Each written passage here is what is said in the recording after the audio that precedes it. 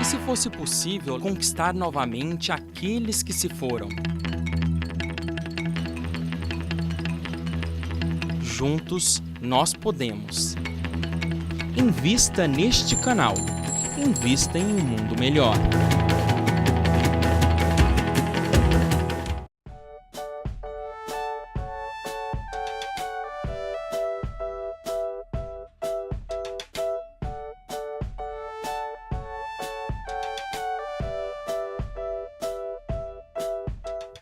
Olá, estamos de volta com o programa Mediunidade hoje, através da TV Mundo Maior, e hoje colocando em destaque uma obra importantíssima.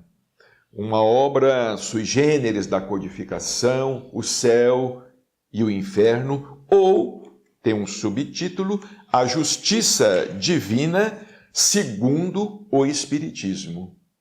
Como é que a doutrina espírita encara a questão da justiça divina.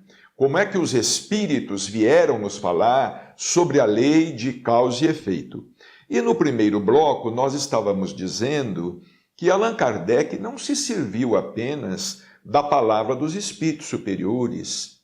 Para melhor auscultar o mundo espiritual, ele procurou ouvir também os mais variados depoimentos dos espíritos comuns, dos espíritos, vamos dizer assim, como nós, espíritos que estamos na Terra, enfrentando muitas dificuldades, provas e expiações, com muitas lutas pessoais, não é? No campo do pensamento, no campo do sentimento. Então, Allan Kardec, ele abriu, vamos dizer assim, um espaço para o depoimento desses espíritos. Por exemplo, aqui no capítulo 8º da segunda parte, intitulado Expiações Terrestres, a última comunicação transmitida em Paris em 1863.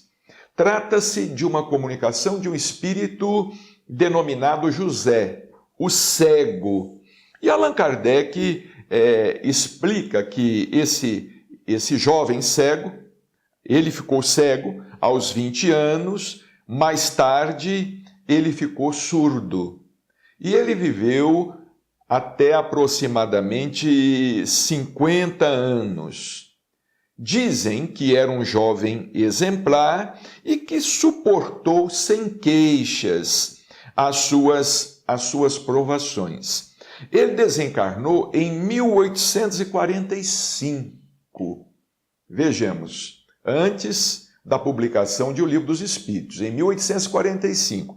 Em 1863, ele se comunicou através dos médiuns em Paris e transmitiu uma mensagem. E vale a pena nós, vamos dizer assim, nos inteirarmos do que ele nos fala.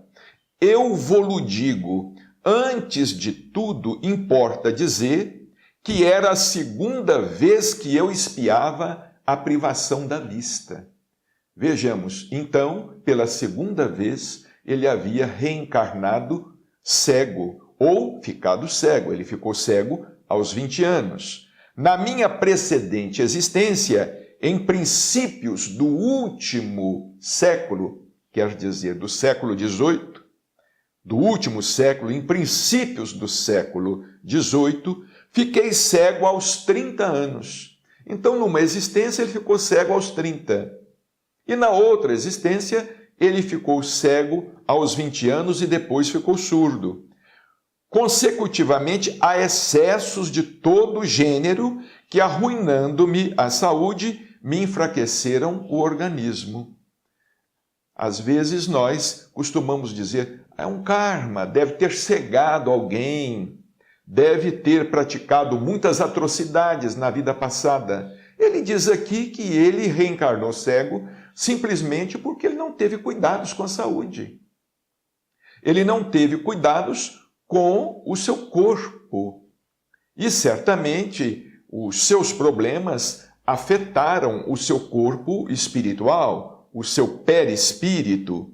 E ele diz aqui, note-se que era já isso uma punição por abuso dos dons providenciais de que fora largamente cumulado. Quer dizer, ele certamente desfrutava de uma vida boa, de uma vida tranquila, e não soube conservar tudo aquilo.